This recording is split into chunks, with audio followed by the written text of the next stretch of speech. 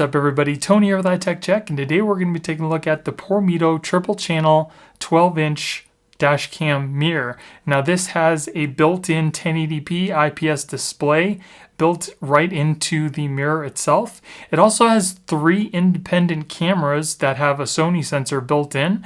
So it doesn't matter where you put this mirror, you can put these cameras pretty much anywhere you need to versus it being directly where the mirror is.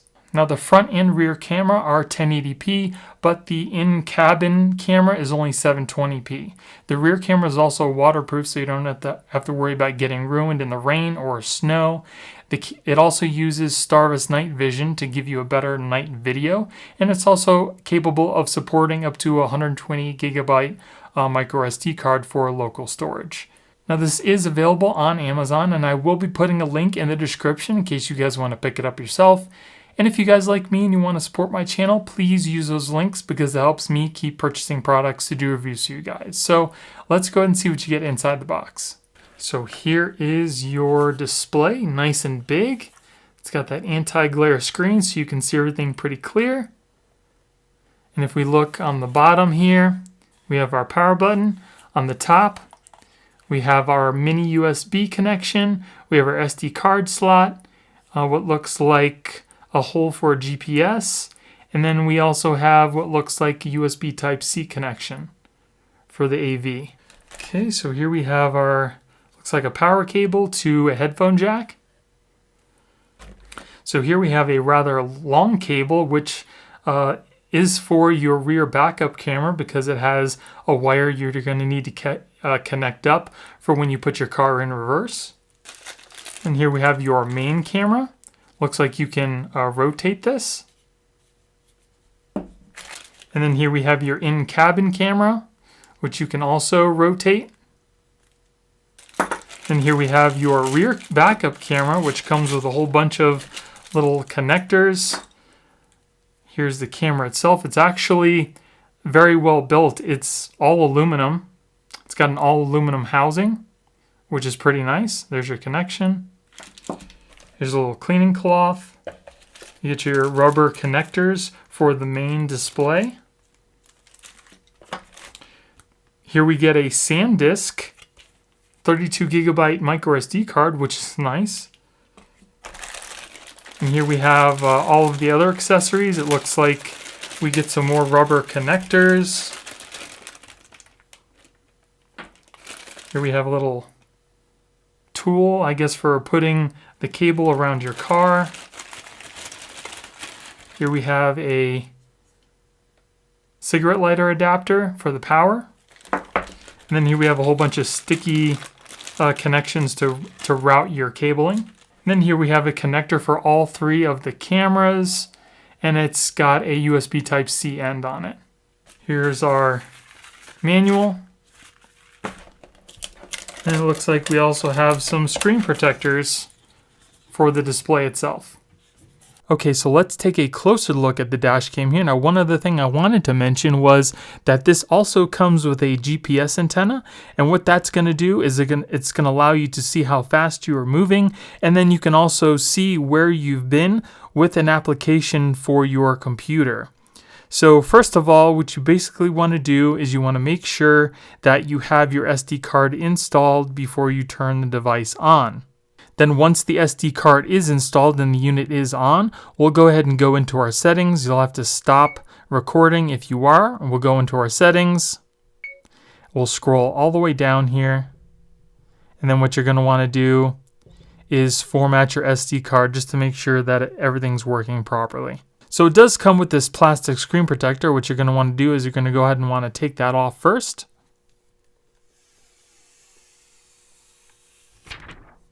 Okay, so first off, we're going to go over the user interface. I'm going to go ahead and show you everything that this thing can do and kind of explain to you what each feature does. Now first, we're going to go, like I said, we're going to have to stop recording to get into our settings. So we'll go ahead and go into the settings here. Scroll up to the top. So the first thing we have here is loop recording. Basically what this does is you tell the camera what size of files you want. So we either take 1 minute, 2 minute, or 3 minute size chunk files. I kind of set mine to 1 minute. And then once it's done recording that 1 minute, it'll go ahead and create another 1 minute file and so on. Sound record, you want to go ahead and record sound. I have that on.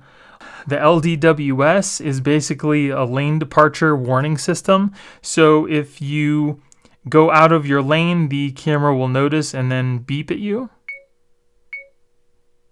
Auto record is when the unit power is on, it automatically records. If you turn that off, you'll have to manually start the recording. I usually keep that on.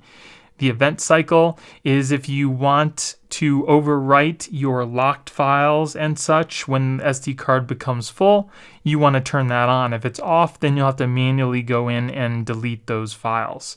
Beep, self-explanatory.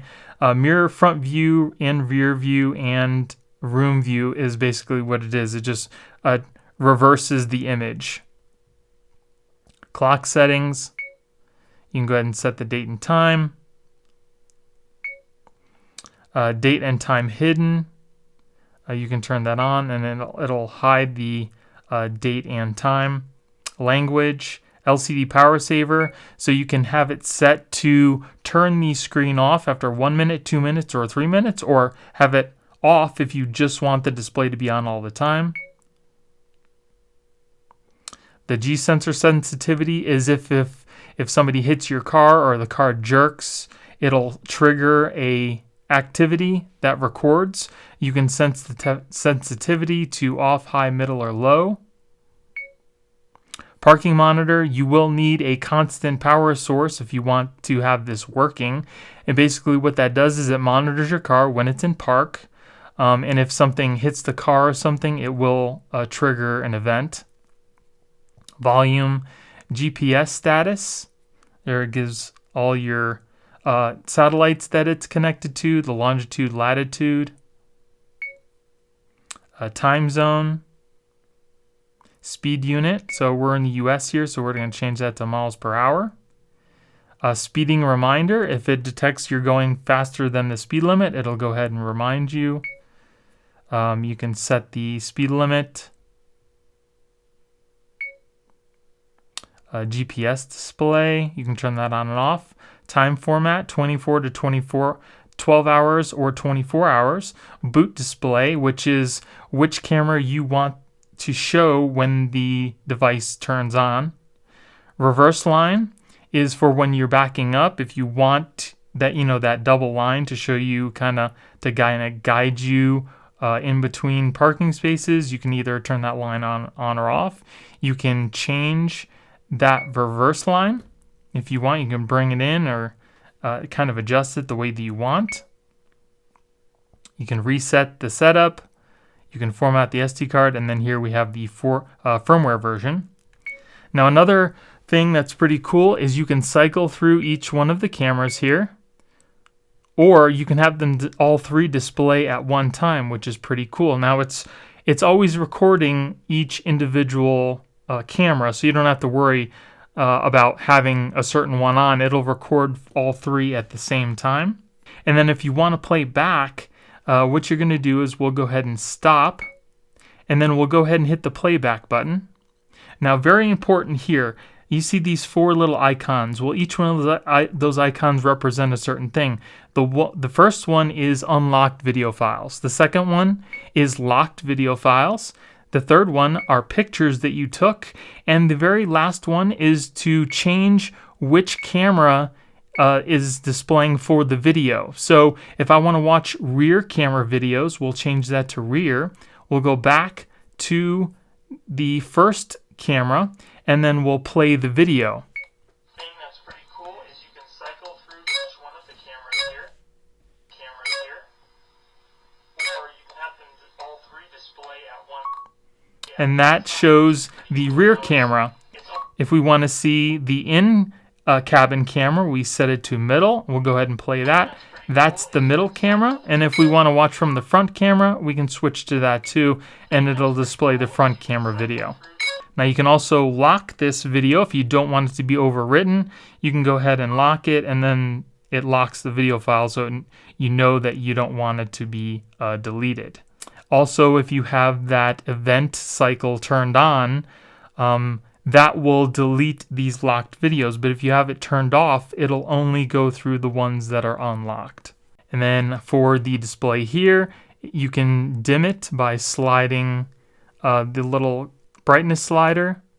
And then if you want to display more or a certain portion of the video, you can move the camera image up and down. And you can also take a photo. That's the photo. And then again, you can cycle through the different cameras, which is pretty cool. So this backup camera comes with a red wire, and when you hook up that red wire to your reverse lights, the camera will automatically switch to the rear view camera so you can back up. And it'll also put down guides to help you accurately line up your car. So when you put your car in reverse, it automatically changes to your rear view backup camera and puts down those guidelines. And then once you put the car back in park, it automatically switches back to the view that you previously had. Super cool. And then you can also go into the settings and change the guidelines to correctly display the width of your vehicle and angle perfectly. So another really cool thing you can do with all three cameras is you can adjust what you see on the display here just by swiping up and down, because the camera sees way more than what can be displayed on the rear view camera here. So you can do that with that display. And then as you can see on the three displays, it shows exactly what the camera sees. So that's everything that the camera displays or can see on all three cameras. So we'll go ahead and go back to, so this is the rear. I can go ahead, I can adjust what I see in the camera by swiping up and down. And as you can see, it can see quite a bit. So if you want to just see straight down, you can do that too, which is pretty nice. You can tap on the time and date to change it instead of going into the settings. So one thing I will tell you, if you are wanting to hardwire this, you need to make sure that you get a hardwire that is capable of doing 5 volts, at least 3.5 amps, because anything less, if you use all three cameras, it's not going to display properly or at all. And I tested that out with one of my other cigarette lighter adapters that I had already hooked up, and it wasn't supplying enough power to do all three cameras. It could do 2.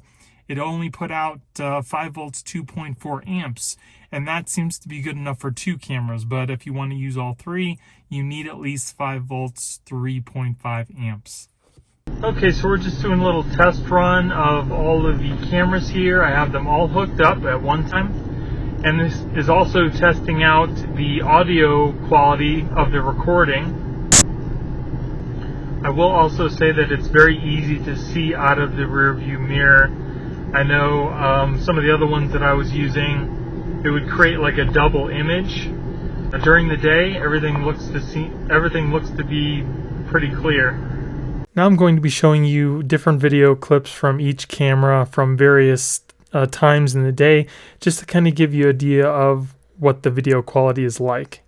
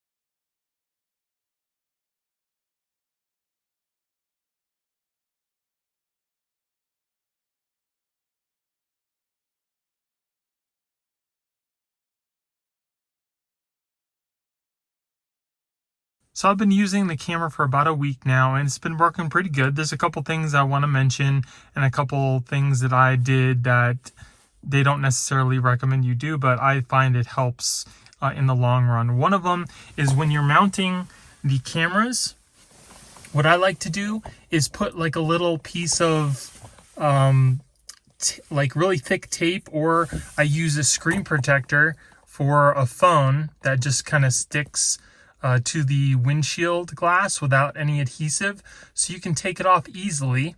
And the camera sticks to it perfectly. It doesn't fall off. And then if you ever need to take the camera off, you just peel off the screen protector and you don't have to worry about scraping off any residue or leftover pieces of the sticker. So that's just one thing that I like to do. They don't necessarily recommend, but it's something that I do and it seems to work well. Okay, so things about the camera itself. For the lane departure warning system, I found that it does not work. I've tried it multiple times and it just does not seem to warn me when I'm kind of drifting out of the lane. Now that's not just with this camera, it's pretty much every camera that's had the lane departure warning system, it just doesn't work. So same thing with this, does not work. Now as far as the GPS goes, whether or not you get a lock depends on, I guess, the weather outside, how many clouds there are, if your car's been sitting outside or whatnot. In my experience, I've gotten a lock within 5 minutes. Sometimes it's taken maybe 15 to 20 minutes.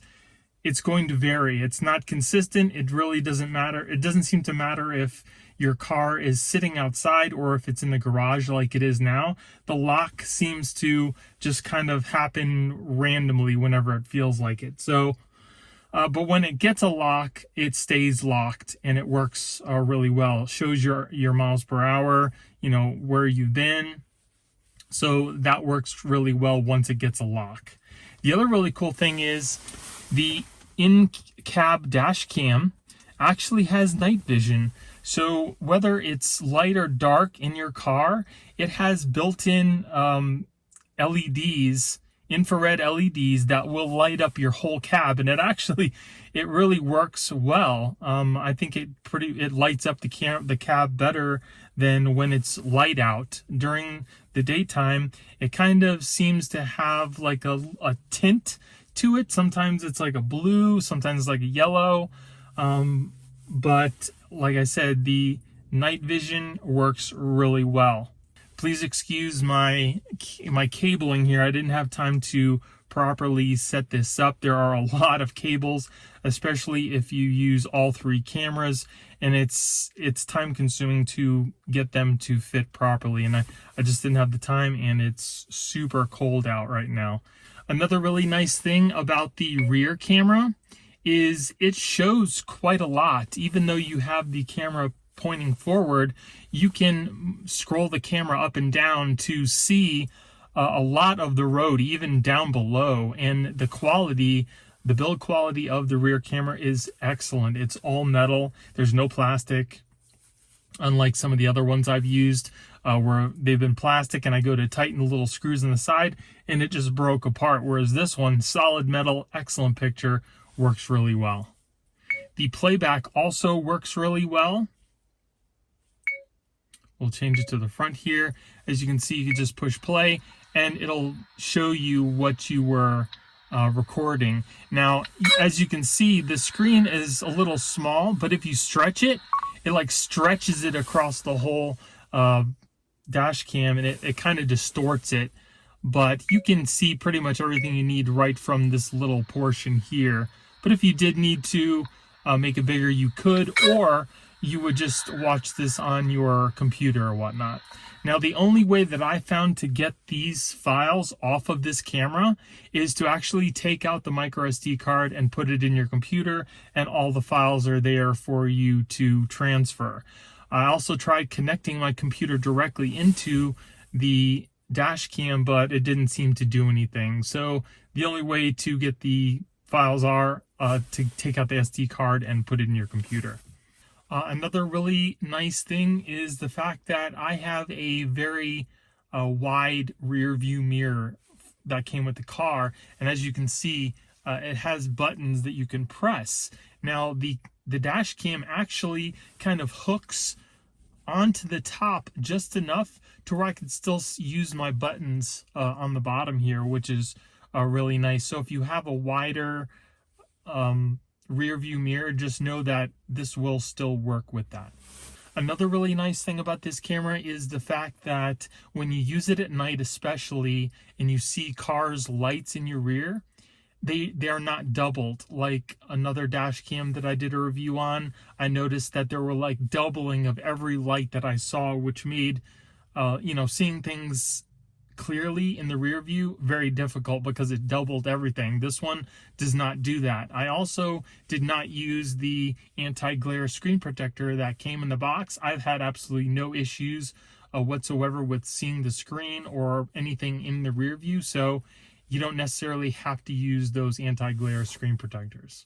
Another really cool feature about the dash cam is the fact that it does have that GPS, and that not only shows you your speed, but then you can also take a certain video clip from the dash cam, put it into this player here, and it'll actually give you the speed. It'll show you where you were exactly. On the map here on the right, you can see the route that you took. You can tell exactly what speed you were going, if there were any bumps, any hard braking, things like that. And that's very important, especially if something significant happens, like an accident.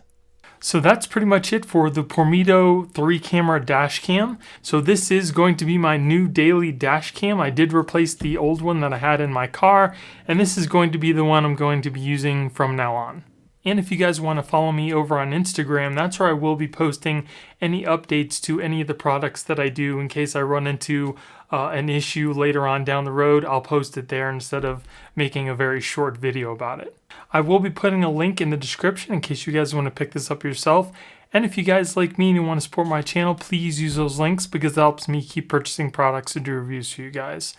So I hope you guys enjoyed the video. If you did, give me a thumbs up. Don't forget to subscribe and hit that little notification bell to let you guys know when I put out new videos. Thank you guys for watching. I hope you have a great day, and I'll see you in the next one. Later.